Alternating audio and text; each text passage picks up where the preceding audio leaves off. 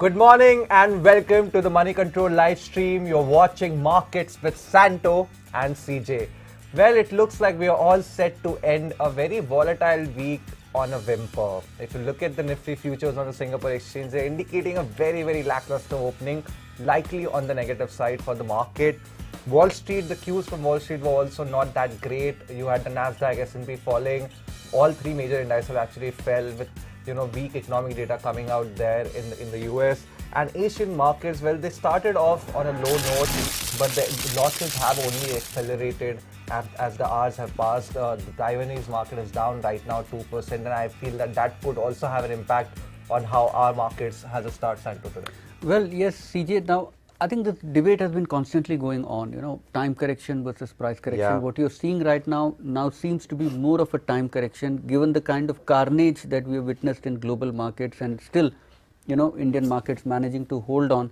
It looks like we're seeing more of a time correction, but I just wonder, CJ, at what point, when bulls finally throw in the towel and say that this much and no more. I think they have already, after 17-18% drawdown, I don't think you can have an argument that bulls are, they're steadily holding fort, but they're losing a lot of ground. It's not like that we are still down at 10, 20, 11%, where the rest of the world is down 15-20%. We have also seen a decent amount of correction. But to me, being a bull, I think it reminds me of that, you must have seen that meme on internet where the narcos guy is sitting around the pool, sitting around his swinging chair, just waiting for things to happen. I think that is what it feels like. My hair might grow old before this market turns towards the bullish side, but clearly the setup at this point is quite muted. So the general feeling in the market is that the worst of price correction may be over. Now you could probably see some more a gentle drift down, but the big risk at this point in time still, CJ, is the disappointment in first quarter earnings. Now fourth quarter earnings, we did see a fair bit of companies missing estimates, and there is a feeling that in the first quarter you could see even bigger misses, and that's something the market is worried about at this point. It will be, we are just a week away from the June quarter earnings season. It will be a very critical trigger for the market. That said, let's move on to some of the stocks that me and Santo feel would be quite interesting in this in today's session. Starting off with Santo. ICICI Securities. Now, CJ, if there is, the category of stocks that fully reflects the overall market, theory, then I think broking stocks rank right up there. Now, possibly. ICICI Securities, Citi has, brokerage house Citi has cut its price target for the stock very sharply, and for good reason, CJ. Overall, we have been seeing that this year so far, most of the market infrastructure related stocks, be they broking, be they depository services, all these stocks have been underperforming, and for good reason. Probably they're factoring in a sharp cutback by retail investors, signs of which we're already seeing, because for the June quarter already you saw that average traded turnover on the NSE cash market was down about 30%. Now that's really huge, and that is bound to have implications for the bottom lines of all broking companies. And ICICI Securities at this point in time, according to Citi, is also making big changes to its technology platform. It's investing heavily out there. So when you have a situation of probably lower revenues because of lower turnover on the stock exchange, and also fixed expenses which you cannot completely ignore, then there is bound to be pressure on the bottom line. Stock has already corrected in a big way. It's almost halved in the first 6 months of 2022, and things don't look very bright going forward. But I think Santo, market is probably just jumping ahead of jumping the gun in terms of expecting that probably retail participation will withdraw going ahead. You will see the sort of situation you saw post 2008. Maybe post 2018, but I just feel, if you look at some of the numbers, that I dug out, it doesn't seem to me that retail is still withdrawing its feet. You look at retail investments throughout May, they were quite strong, almost 10,000 crore net inflows in the market in the month of May, which is quite sturdy. Given the sort of environment that we were in, this comes on the back of almost 21,000 crores of net inflows in April. So clearly, retail inflows have still been quite positive. Apart from that, you look at the entire 2022 inflows are in the range of about 80,000 crores. So clearly, they are already 50% of the entire FY22 inflows of about 1.6 lakh crores. So at this point in time, I just feel that probably market is just jumping the gun in terms of expecting a huge withdrawal of retail inflows or retail participation in the market. Well, The next stock on my list, Santo, is, I think you will probably be a little happy to listen to a name like this, and this name is Bajaj Holdings.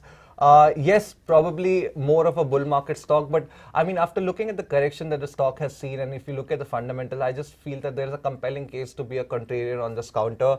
This is a company which has exposure to some of the big names in the Bajaj group. You have Bajaj Auto, you have Bajaj Finance, Bajaj Finserv, and other smaller Bajaj names in the market.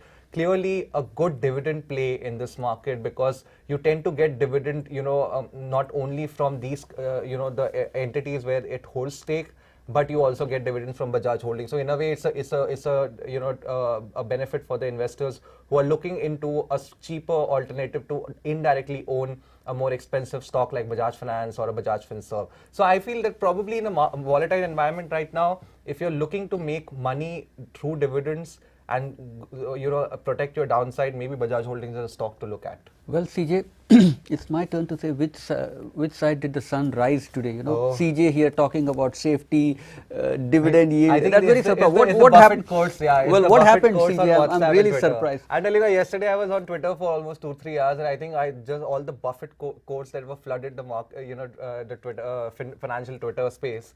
I think that just turned my head for a little bit. Well, I agree with your, in principle, I think fair points there. Just one thing, CJ, then you'll have to be very clear. If you're looking at a stock like Bajaj Holdings in this market, then it has to be just dividend yield and nothing else. Yeah. Because holding stocks, typically what happens is that when there is a raging bull market on, these stocks look very attractive, obviously, because the stocks in the portfolio, they appreciate handsomely, and market is willing to give a narrower discount at that point in time, But the moment market tide changes, now it will work in the reverse. You will see also all these stock prices depreciating in value, which means that automatically by effect of that, you will anyway have the holding company's value go down. But more importantly, the discount which the market attaches, that tends to widen. But I feel, Santo, the only argument here is that we have already had almost 8 to 9 months of correction. A lot of the portfolio stocks, not only Bajaj Holding, I mean, Bajaj Holding itself is down about 30-35% for the past 8 to 9 months. But if you look at the whole portfolio holdings, I think a lot of those stocks, if you look at the murmurs in the market, a lot of people are starting to talk about becoming contrarian on those stocks. I mean, these are no longer the richly priced stock that they were, and I think that is why this could be a contrarian play. Well, third stock on our watch list today is Deepak Fertilizers. Now, while the company has the name fertilizers in it, it's more of an industrial chemicals play, and the main key areas of the company are technical ammonium nitrate, industrial chemicals, and crop nutrients. Now, the play at this point in time, the reason the stock has caught our attention is also that it's been a silent performer, quite underrated, but the stock has already moved about 50% over the last 6 months or so without the market really taking notice of it. Now, according to IFL, the demand for nitric acid is pretty much strong at this point in time, and besides that, the company has two major projects, capacity expansion programs, which are underway at this point. One is the backward integration of ammonia, and the other is the production of technical ammonium nitrate. Now, ammonia prices have fallen a bit, they have corrected a bit, they saw a very sharp upswing, and like most of the commodities, they have corrected. But IFL is of the view that probably ammonia prices could hold on around these levels, and the brokerage also feels that in 24-25, when both these projects go fully on stream, that's when you will have the full impact being reflected in the earnings. In fact, IFL expects an EPS of close to about 85 to 90 going into FY26, and which at a conservative discounting of 10 PE probably could result in the stock moving up to about 1,000 odd bucks. Well, Santo, clearly the first 6 months were great for the stock, but I just have a feeling that maybe market would have gone the other way in reverse and being too optimistic on the counter. Clearly, it benefited from what has happened globally with a lot of the products that it is in. We have known the sanctions on Russia has totally wreaked havoc across commodity markets, across chemical names in the world. But I just feel that as gradually we proceed out of that, and now the attention shifts towards an economic slowdown globally in some of the major markets like US, EU, I think globally you could see a lot of these prices continue to decline. I think nitric acid prices, they have come off from about 1250 to around 1050. So clearly there is potential for more downside there, and I think that could weigh on the earnings, and that is the view that IIFL Securities also shares. They are expecting a very subdued FY23 for the company vis-a-vis the sort of strong earnings that we saw in FY22. That said, apart from that, if you look at the technical ammonium nitrate, which is another key product for the company, they feel that if the spreads on TAN, in fact, this is the management's words, that if the spreads on the TAN or technical ammonium nitrate could go down going ahead, and that could offset some of the benefit that they might get from elevated prices in nitric acid in the next 6 to 12 months. So clearly, I think the gains have been had. The party is probably reached its peak, and from here on, you could see some sort of profit booking going into the next 6 months. The next stock on my radar is Bajaj Electricals. Yes, it's not a very fancy name out there in the market, but I think this is a very good play on the consumer economy of India. If monsoons do end up being great, you could see demand for consumer electronics coming back again during the festive period.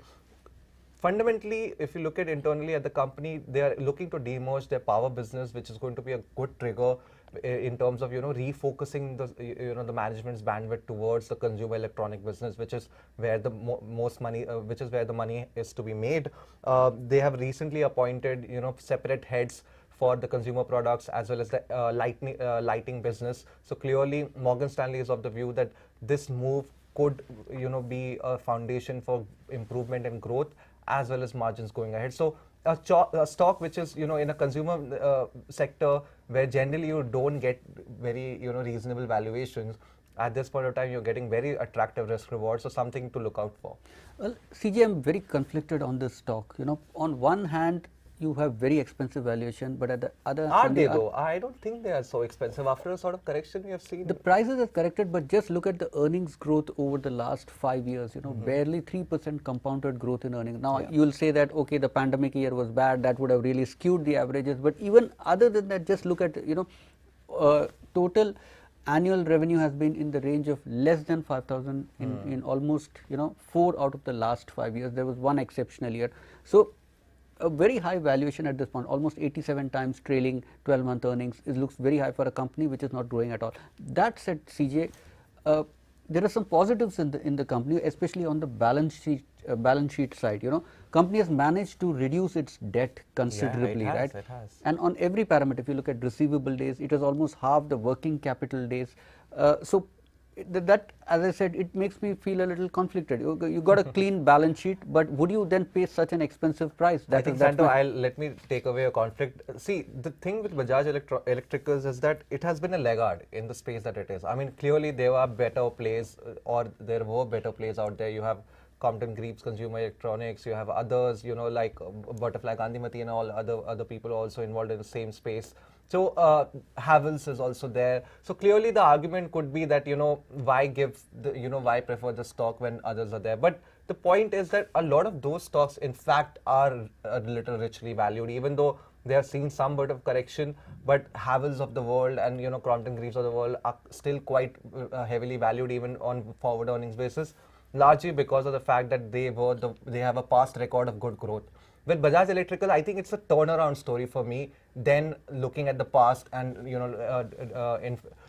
inferring things for the future, because the restructuring that has happened in the company with the demerger of the power business, with the new heads coming in for separate divisions, I think this could be a turnaround story for the future. With that, the market has opened. Yes, let's take a look. Indices under pressure in early trade. Sensex is down about 155 points. Nifty down close to 90 points. It's a bad start for the market. Why is it a bad start? There are bears in the market as well. CJ, come on, don't look at everything from the bears are having it. I mean, bears are having the cake for the past 6 months. I don't think we should be so sympathetic towards narrow market breadth at this point. 800 odd stocks on the NSE are up, 740 are down. Yeah, I mean, if you look at sorry, Santo, just to interrupt, if you look at the broader market, actually, it seems like they're doing a little better. I mean, the small cap index, Nifty small cap 100 index is down only 0.2% at this point of time, while the mid cap index, Nifty mid cap 100, is lower by 0.4%. So clearly, the broader market is doing a little better than the headline indices. If you look at some of the gainers on the Nifty, there are only barely 2 gainers on the Nifty. Asian Paints is higher by 0.6, while Shree Cements is higher by 0.3. while the top losers are Santo, Titan, ONGC and Hindalco. Titan, interestingly, has taken a very big hit there. Yeah, down by close we to saw about that. 5%. Yeah, exactly. I mean, it's now about below the 1900 level, and clearly this was one stock that was high flying the past 1.5-2 years. So clearly, those who would have bought the stock last year are sitting on very, very heavy losses. Interesting chatter about some of the big names withdrawing from the stock. Well, with that, we come to the last stock on our watch list today. LG Equipment, again a very underrated stock and a silent performer, though the stock has moved up close to about 30% in this this calendar. 30% is good, man. It's huge. Yeah, but it's not really caught the attention of the market. Now, this is the second largest player in the air compressor market in the country. It's got close to about a 20 to 25% market share, and it is also among the top 8 companies globally. And the key triggers for the stock at this point, according to brokerage house ICICI Direct, is that it's looking to expand in a big way, strengthen its position further in international markets, and at the same time, the growth in the domestic market also appears to be very strong. Besides that, it's also coming out with newer product, one of it being the AB series compressors, and a lot is riding on that as well.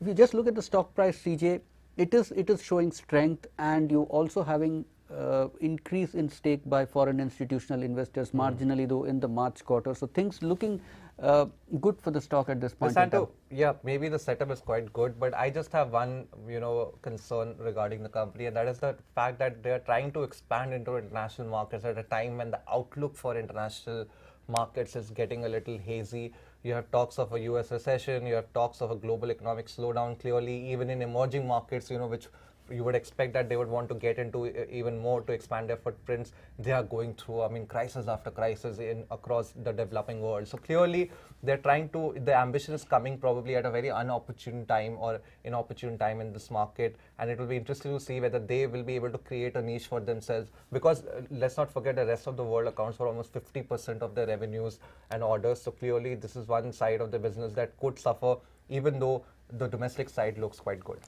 Well, with that, it's a wrap of this edition of Markets with Santo and CJ. Thank you for watching, as always, and please do let us know about your feedback. Post it in the comment section below. And as usual, follow us on the social media links at the bottom of your screen. And for rest of your news, stay tuned to moneycontrol.com and download the Moneycontrol app. We'll catch you again live at 3 p.m. with all the day's action.